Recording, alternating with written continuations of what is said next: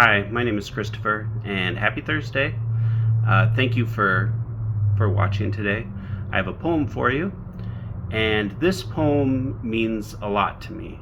It's something that I wrote 1, 2, 3 years ago. I'm not sure, a while ago, probably at least 2 years ago, when I was feeling very timid and uncertain, unsure, and kind of unhappy.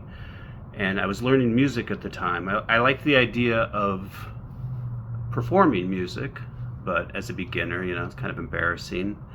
And I was already unsure of myself. So I wrote this poem while thinking about those things and preparing to go to music class. And, I had lessons going at the time. And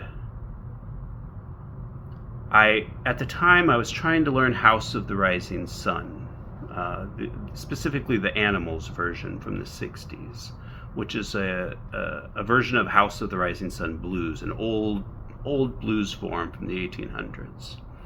And another great version of that song is by Nina Simone, and I just enjoyed both of those very much, still do. But the lyrics didn't quite do it for me because,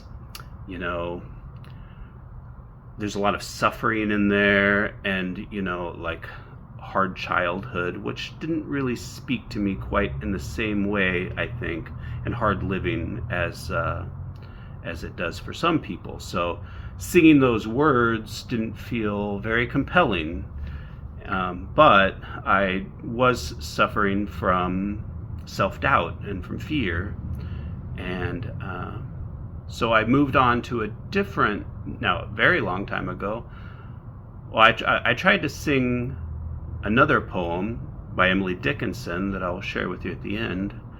But those lyrics weren't doing it for me either. So I took the feelings of uncertainty and I put them into this poem. Now, I would like to say, maybe just for my own peace of mind, that this poem, I don't know if the metaphors are, how shall I say?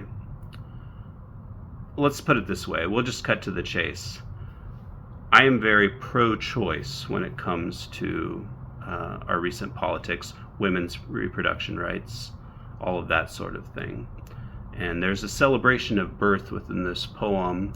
I just don't want it to be misconstrued that perhaps that I don't believe in women's rights. And this is a very personal poem. The scope is to me, so anyway, maybe that's a bit apologetic, but it's something I worry about because I don't want to be misunderstood, I guess. Anyway, I'd like to share the poem with you, and let me know what you think about it. So here we go. A life begun inside the mind, an ancient page untold. The reader glanced, marked the place. This dream, now forged, may grow. An audience stopped to hear the tale. Anticipation grew. Tomorrow will be quite the day to see the new life through. They know not of a happy life, nor violent reverie. They do not see the dim malaise of days gone in regret. There's a time within this space where finger hits the page. The words lay fixed, magnified, but there is no sage. So strike the bell, break the day, stride after stride, commence. Linger no more at the step, leave the residence. Ancient writer may have voice or bellow at the wind.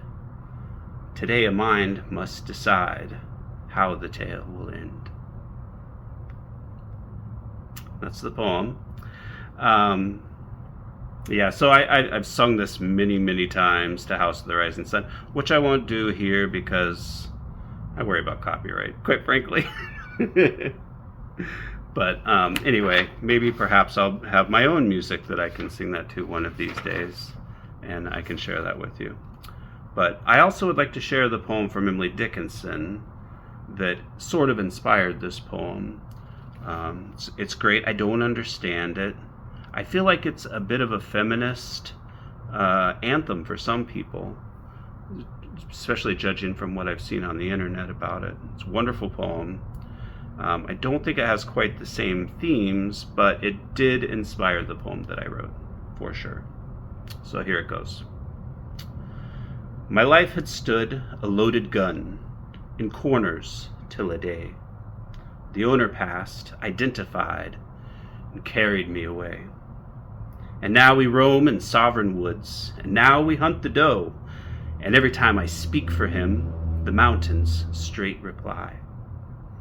And do I smile such cordial light upon the valley glow, it is as a Vesuvian face had let its pleasure through.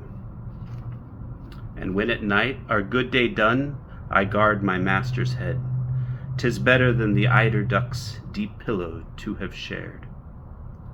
To foe of his I'm deadly foe, none stir a second time, on whom I lay a yellow eye or an emphatic thumb. Though I than he may longer live, he longer must than I, for I have but the power to kill, without the power to die. And that's Emily Dickinson. So beautiful. I don't know what this poem means, but to me it has a little bit of the same idea of sort of busting out of the shell.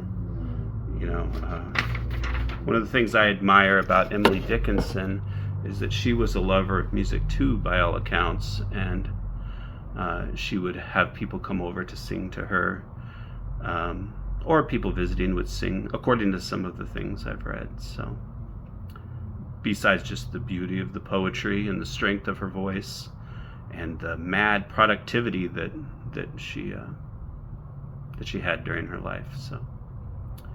So that's the poem for Poetry Thursday. I hope you enjoyed it. Please let me know what you think, and I hope you have a great day. Take care.